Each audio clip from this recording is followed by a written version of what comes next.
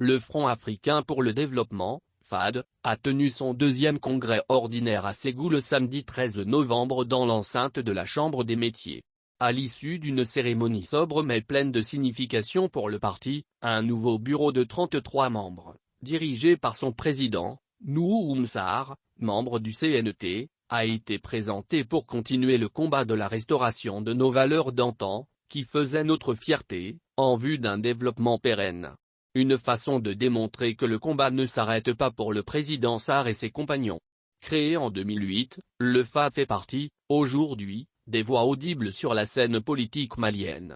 Cela, par le dynamisme de ses militants et la vision d'un leader clairvoyant en la personne de Nuhu Sarr qui, alors étudiant, a porté le parti sur les fonds baptismaux avec des camarades promotionnaires, il y a à peu près 13 ans.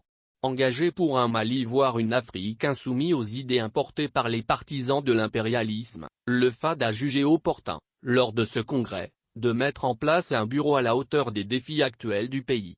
C'est ainsi qu'un nouveau bureau de 33 membres a été installé.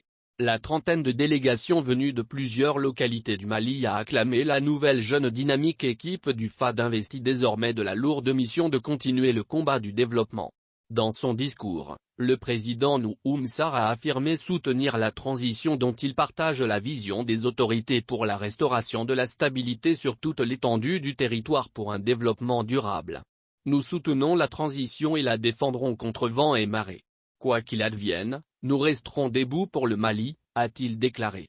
Pour l'actuel membre du Conseil national de la transition, CNT, la situation actuelle du Mali interpelle tous les patriotes, plus précisément la jeunesse, qui incarne l'avenir du pays, à se remobiliser pour faire face aux défis et à les relever.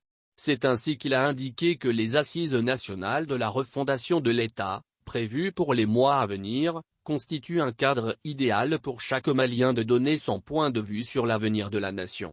Tout en exhortant au sursaut pour un Mali stable, en paix et émergent, Nuhu Sarr n'a pas manqué de lancer de pique à la CEDEAO qui, à ses dires, jouerait le jeu de la France pour continuer à déstabiliser le Mali pour ses intérêts.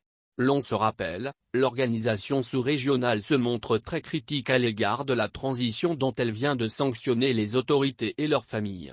Aussi, le président Sarr a rendu un vibrant hommage à des devanciers politiciens tels que Soumaïla Sako et les regrettés Amadou Sédou Traoré dit Amadou Djikoroni et Soumaïla Cissé pour l'avoir inspiré et lui donner l'amour du Mali.